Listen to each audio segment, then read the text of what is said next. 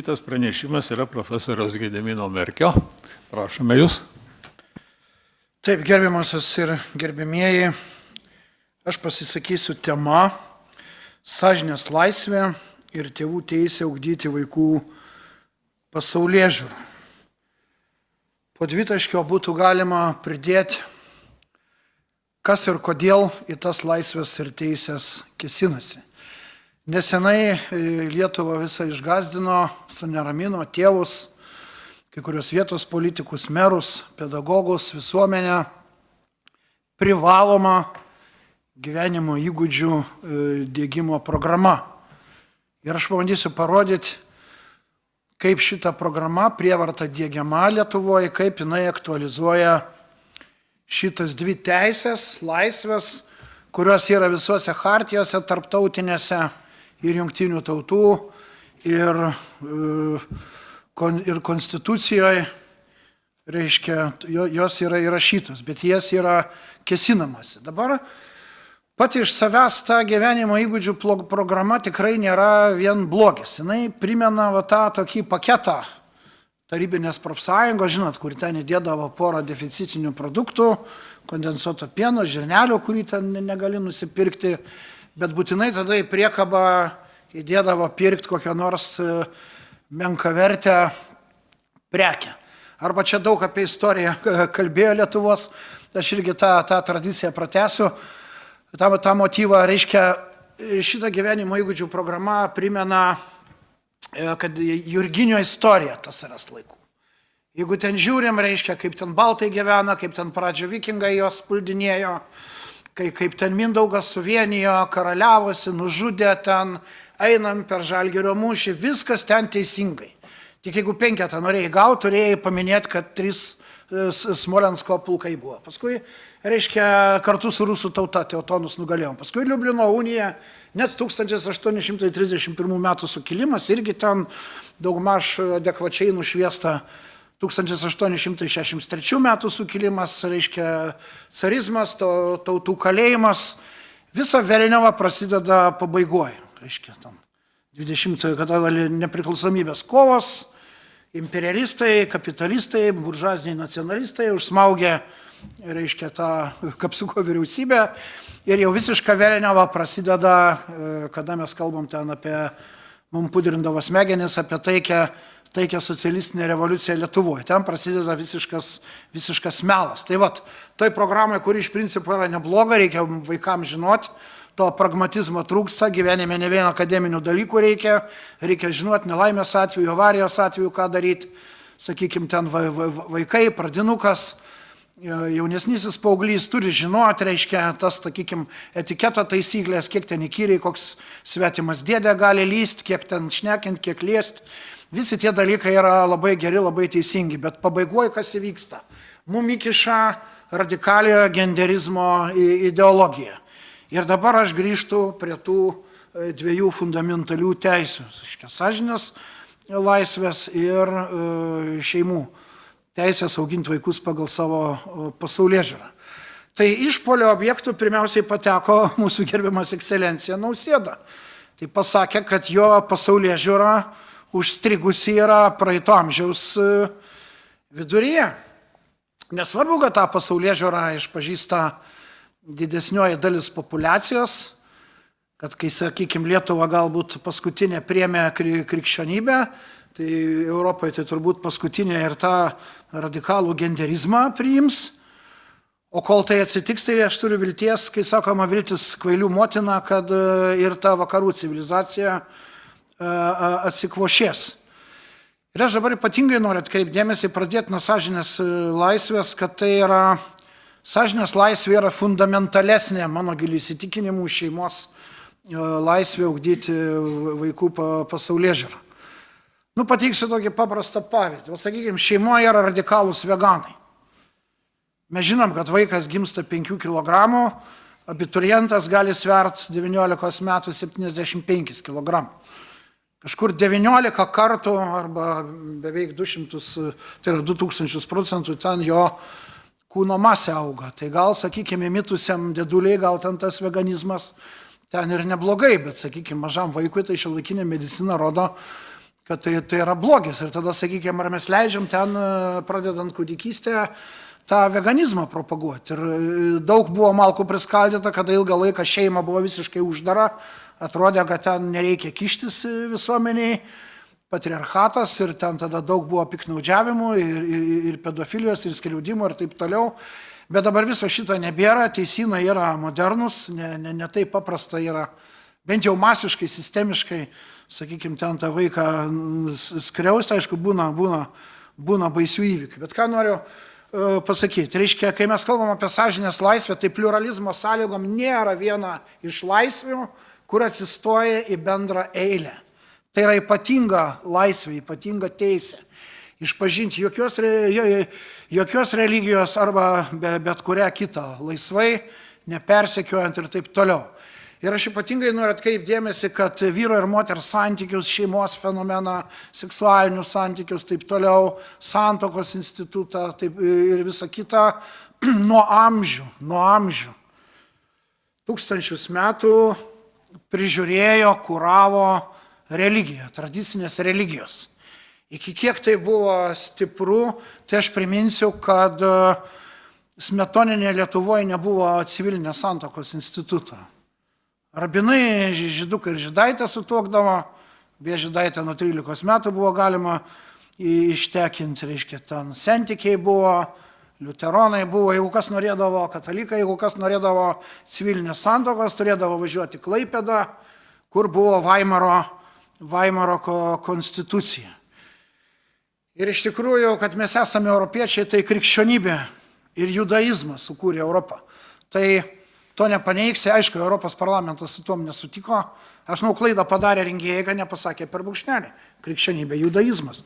Jeigu jie tą žodį būtų įdėję, greičiausiai nebūtų nubalsavę prieš. Ir čia yra tiesa, krikščionybė ir judaizmas sukūrė Europą. Ir apie kokią mes dabar pasaulėžiūrą kalbam. Pirmiausia, jeigu mes Lietuvoje, sakykite, mes kalbam apie krikščionišką antropologiją. Aišku, dabar yra sekuliarizacija. Dabar nebėra to, sakykime, radikalizmo. Galima kalbėti apie du kraštutinius modelius, kai, reiškia, visiška skaistybė, ten asketizmas, kūniški malonumai tik tai tada, kada gyvybę reikia pradėti, reiškia, ir yra kitas kraštutinumas, kada ten viskas galima, vien tik tai kūniški malonumai ir taip toliau. Dar daugiau, reiškia, čia mūsų vienas labai iškilus profesorius iš sociologijos nacionalinės premijos laureatas, kurį už mokslą galima gerbti, bet, reiškia, jis plėtoja tam tikrą genderistinę mintį ir ne vien jis, jinai vakaruose yra plėtojama, kad monogaminio ryšio reikia tik silpnoms asmenybėms, dvasiškiais tokiems skistiems žmonėms, kadangi jiems tada reikia atsiremti, jie negali būti autonomiški, negali prisimti atsakomybės už save, jiems reikia ant kažko pasikabinti, o tas, jam jie nereikia, jis ten ką užsimanė, tą keičia, tą daro. Tai ar iš tikrųjų yra taip? Aš noriu grįžti prie evoliucinės psichologijos ir evoliucinės etikos. Aš noriu pasakyti, kad tas mintis, kurias aš dabar paimu, tai yra Nobelio premijos laureato austrų kilmės, reiškia, filosofo, ši ekonomikos premiją gavo von Hayekas, toks buvo. Jisai evoliucinę etiką plėtojo ir taip toliau. Tai monogaminė santuoka atsirado kartu su privatinė nuosavybė. Kartu, nes jeigu tu kažkokį turtelį sukaupėjai, tai tu nori jį ir atiduoti. Ir reiškia, čia tai buvo dar, įsivaizduokime, laikmetis, kada nebuvo jokių švietimo instancijų. Nei universiteto, nei parapijinės mokyklos, apskritai jokio institucionalizuoto švietimo nebuvo. Tai perėjimas iš urvinės santvarkos prie, sakykime, prie kažkokios sąlyginai sėslios žemdirbystės, kaip galima perduoti sudėtingas žinias. Kaip žemėje dirbti, kaip derliaus pasiekti, reiškia, kaip nuo ligų apsisaugoti, kaip žvejoti, kaip medžioti ir taip toliau. Ta buvo galima padaryti tik stabilioj bendruomeniai. Tos kultūros, tos žmonių bendruomenės, sakykime, tos pusiau urvinės, pusiau jau sėslios, kurios galvojo, kad, ten myliesi su kuo nori, kiek nori, kada nori, kaip nori, reiškia, jos prarado tą strateginį pranašumą, kadangi monogamiška šeima, toks atsakingas modelis, jisai leisdavo geriau perduoti, sakykime, tą civilizacijos patirtį, tuometinės žmonijos kultūrą, taip pat ir religiją, papročius ir taip toliau. Bet pirmiausiai žinias, kurios reikalingos išgyvenimui.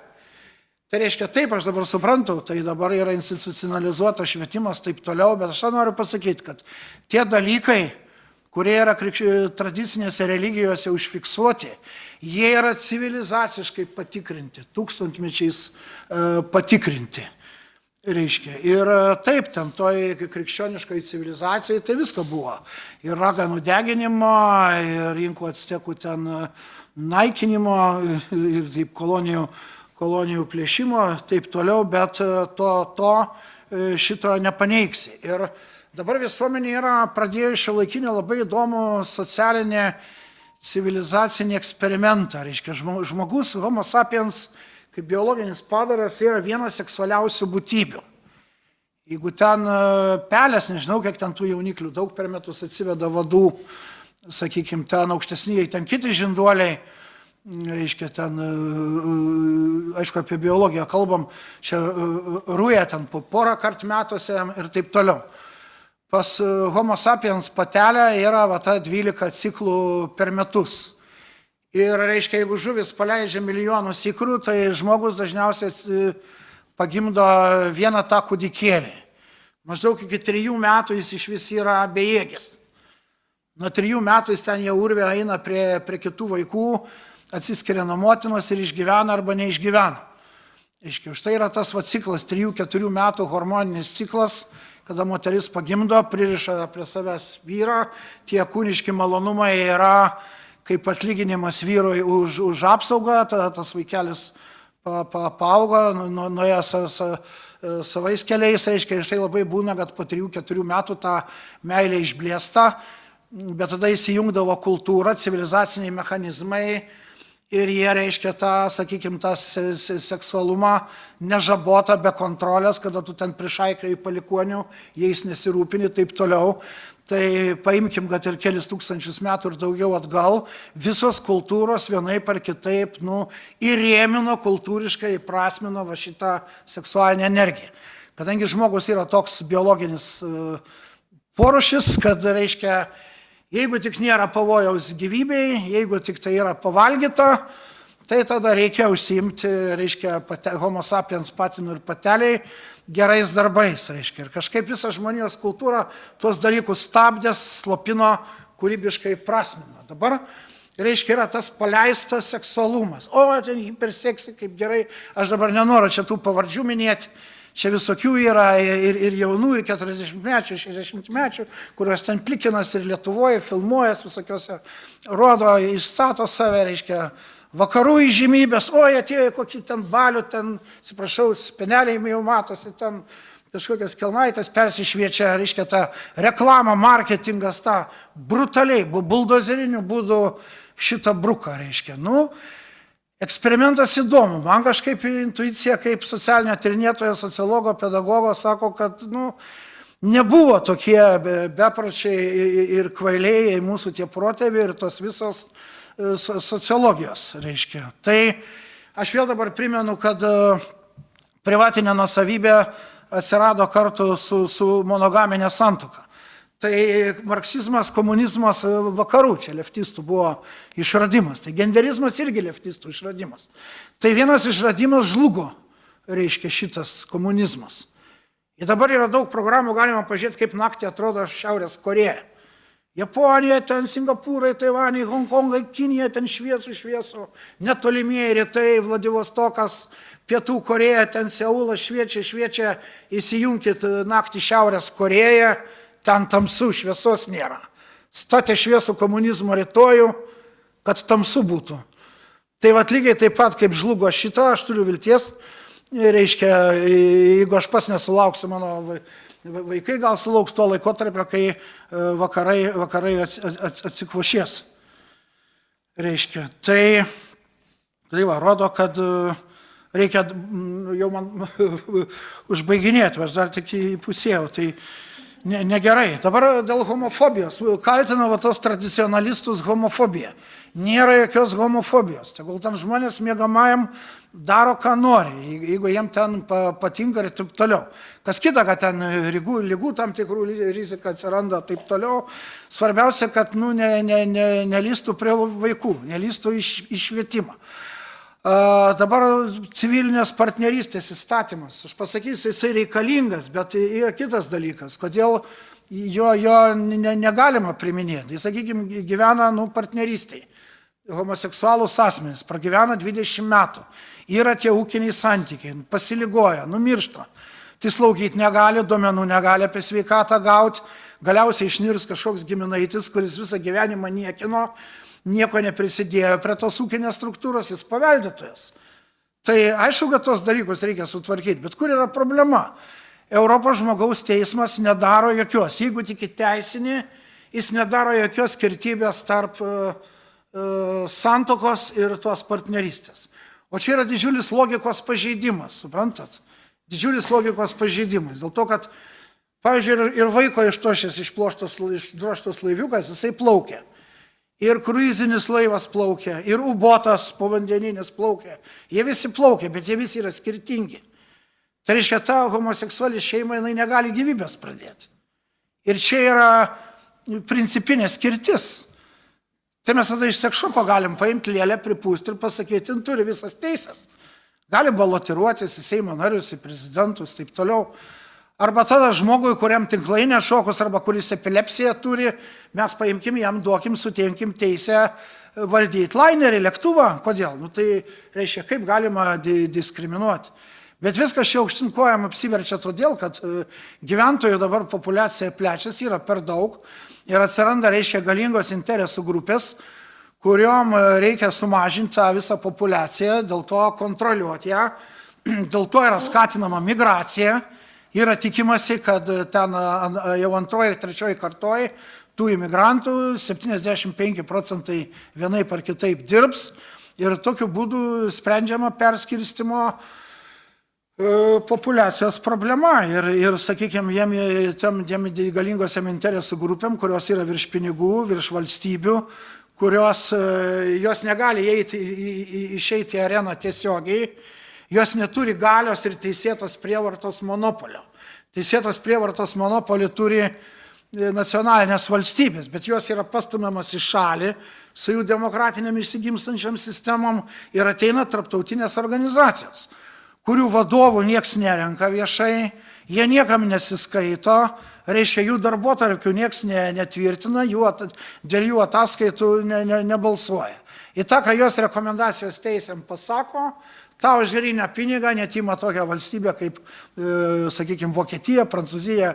Jo šiandien nebėra nacionaliniam valstybėm. Ir aš dabar visiškai baigiu grįžtų prie tėvų teisės. Tai šita teisė yra dabar sutrypta, paminta. Tai aš galiu pasakyti, kad Brazausko ir Juršėno Lietuva teisingai pasielgė. Iš karto atskyrė dorinį ugdymą ir iš karto atskyrė, tai yra etika arba dorinį ugdymą ir iš karto atskyrė tikybą. Prie to privalom grįžti ir, reiškia, nebus problemos vaikams. Problemų yra, kai ten sakė 11-metės ar 12-metės gimdo, reiškia, tai tą mokyklą labai paprastai galima padaryti. Jeigu tai yra biomedicininis klausimas, eini pas visuomenės sveikatos specialistę arba eini pas šeimos gydytoją ir tau išaiškins ten tada, ar nuo oralinio sekso, atsiprašau, galima pastoti ar negalima. Reiškia, jeigu patys vaikai nesusiranda šito internete. Jeigu tai sieja kažkokius tai tarpasmeninius santykius, etiką, pilnai gali kaip gyvenimo patirtį turintis mokyklos psichologas, mokyklos socialinis pedagogas, klasės auklėtoja pagaliau gali. Pagaliau mokykla gali savanorystės pagrindais kažkokį patyrusi alumną, bet kokią, sakykime, 3 vaikų motina padarius karjerą, ateis vaikams pasakys, kad pirma meilė, labai šventa, labai kilnu, bet reikia mokytis, už ką tu tą vaikelį auginsi, reiškia, viskas yra, kad čia dabar nebus tos programos gyvenimo įgūdžių su, reiškia, galia įpiršta ta. Žinot, čia kaip yra, aš mėgstu stiprią retoriką, tegul bus man atleistas. Tai šitas pats, kas galima, nežinau, vestuvių arba krikštynų stalą padaryti, patiekalai gražiausi ir ten ant galo kažkas pastipusi peliuką ar žiūrkiuką pameta. Tai tada nieko ir nereikia. Tai jie sudarkė tą gyvenimo įgūdžių programą ir sutripė tėvų teisę šitą, kuri visuose chartijose yra. Tai tas turi būti tikrai atlankstyta atgal ir aš manau, kad Seimas persiformatuos, galbūt ir prezidentūra persiformatuos. Ypač dėl Seimo tai kuo mažiausiai kyla abejonių ir reiškia, mes turim apginti savo pasaulėžiūrą, turim apginti savo vaikus, savo šeimas, už jūsų ir mūsų laisvę. Ačiū.